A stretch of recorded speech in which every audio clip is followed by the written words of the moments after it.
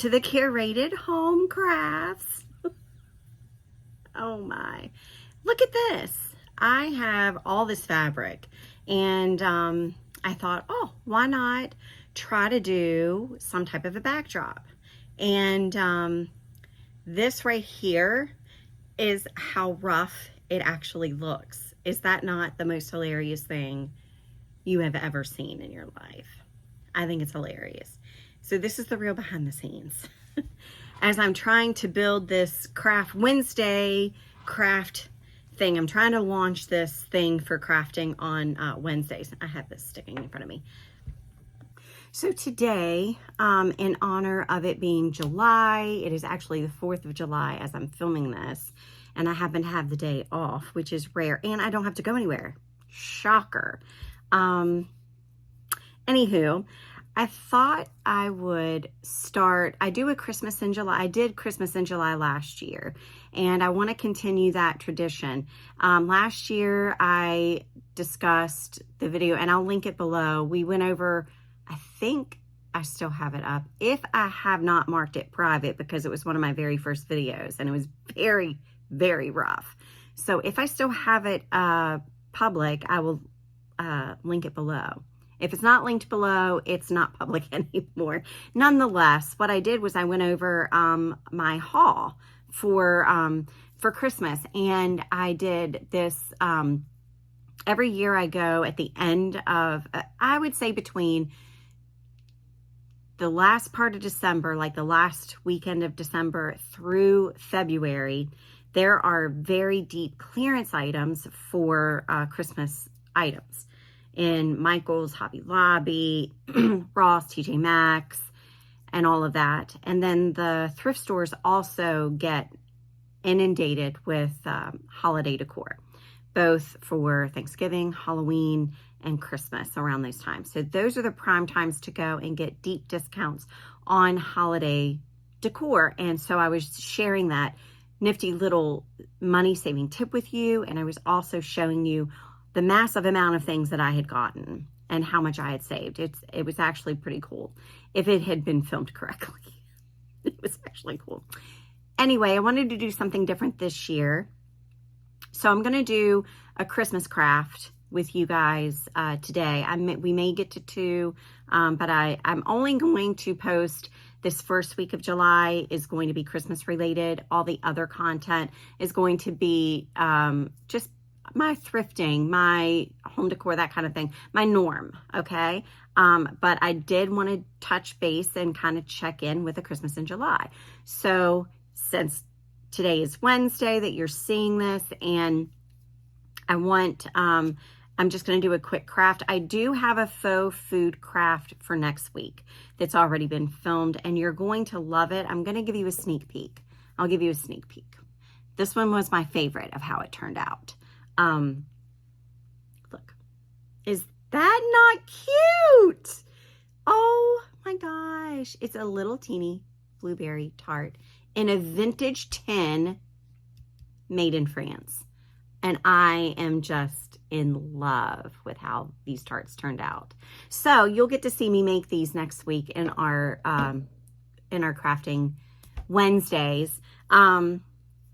But today we're going to do a Christmas craft. And the one that I'm doing first was found, it was on Pinterest. I don't know if I can link the Pinterest pin or not, but if I can, I will.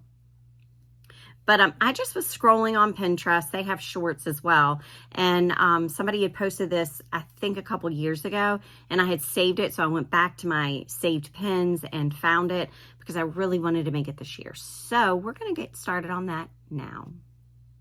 Okay, so for this project, the first thing I did was use my little wooden skewer and my little mini saw, and I cut it down. You don't need to have one of those. You could do it with scissors. You could even break it. So that was step 1. And I wanted a skewer because I like the pointed end. It helps to put the thread on to the base. And you're going to need a base. I'm just using this little teeny tree trunk. These you can get at the Dollar Tree. You can get the skewers at the Dollar Tree. And you just drill a hole the size that you need in the middle of it. You're going to use some hot glue to secure the skewer to your base, and I'm going to do that off camera so I can use both hands.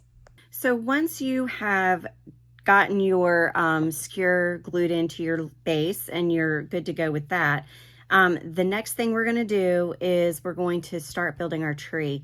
And I'm just using jute, and I wish I would have gotten the wider jute or had it on hand. I did it one time. That's kind of like the nautical rope size, because that works best. I'm going to have to use twice as much with the thinner jute, but it's okay. I'm going to go with it. I'm not going to go out and buy something new when I have a ton of this. I'm going to use what I have.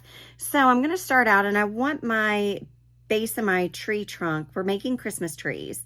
And the base of my tree trunk, I want it to be a little bit wider, and of course trees go up. So I'm going to start at measuring out jute at 5 inches long.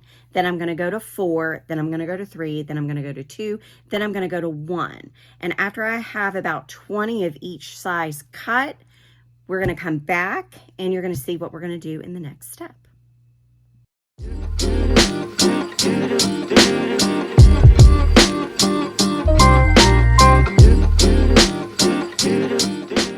After you have all of your pieces cut, you're going to want to rough up the edges to fray them a little bit.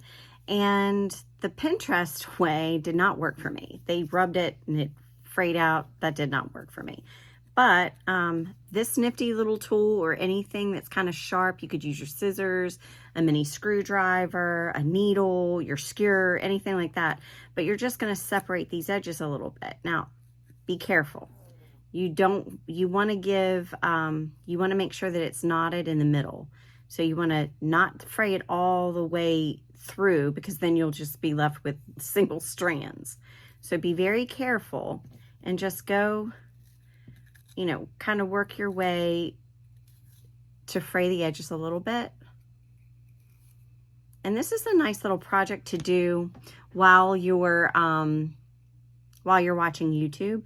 But anyway, you're going to do that, and then you're simply going to put it on your skewer. This is why you want a point that's sharp. And then you're just going to thread it down to the bottom, and you're just going to keep layering. I'm going to fray my edges first and then layer. So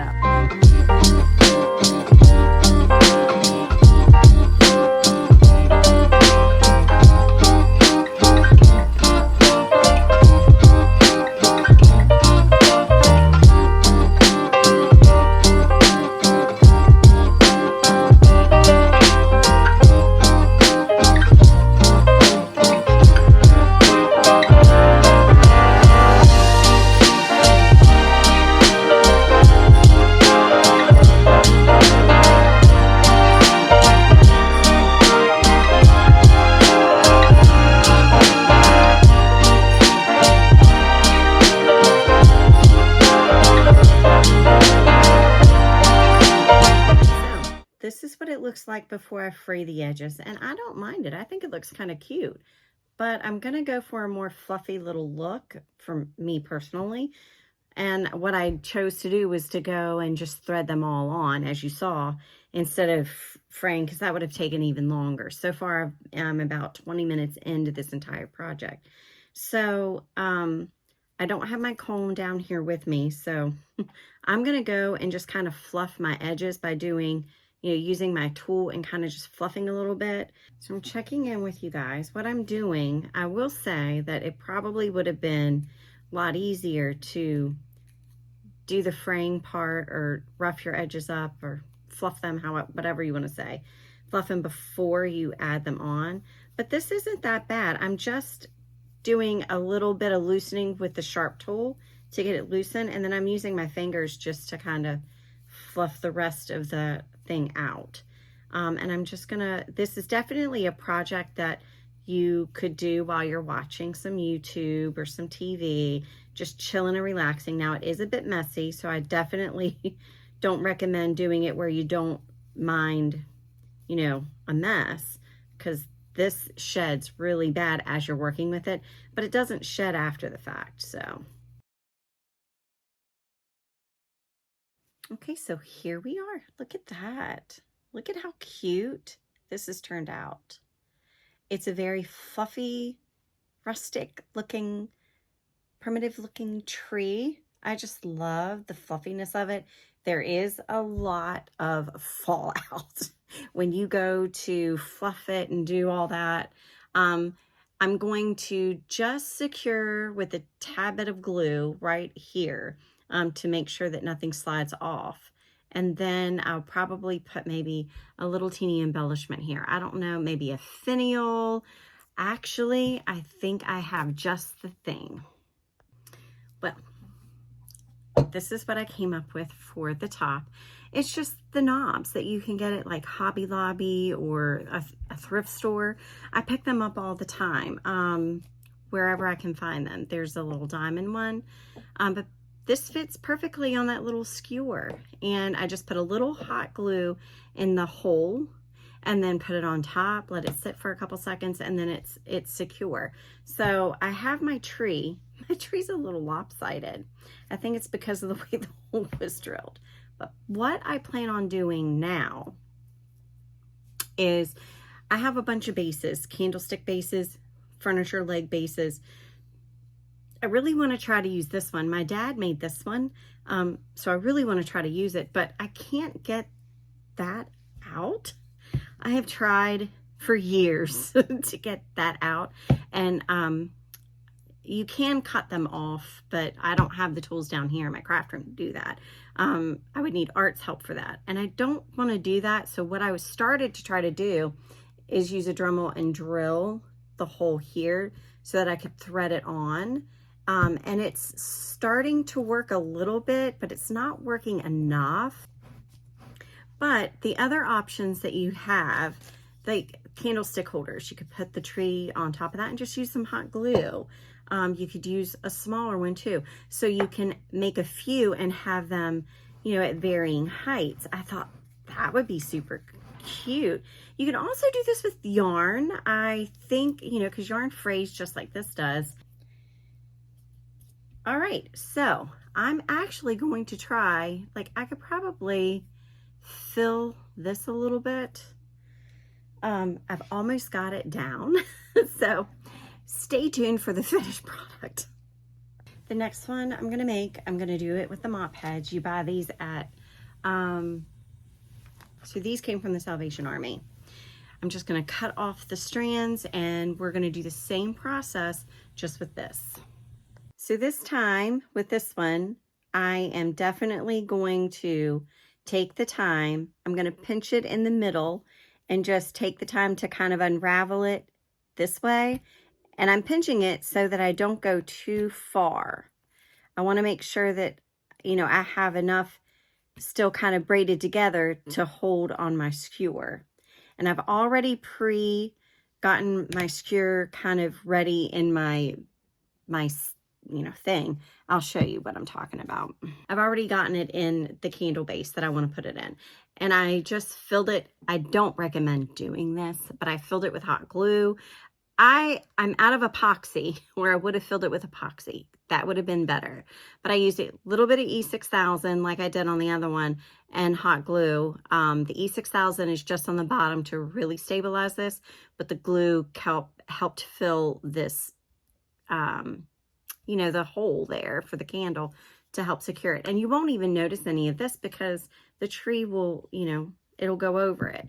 And it's hard enough that I can actually start threading these. So I'm just taking the time to do that. Let me drop you down a little bit. I'm just gonna thread it on like I did the last one. Just like that. And I'm gonna just continue with my process like I did the last one, and then you'll see the outcome.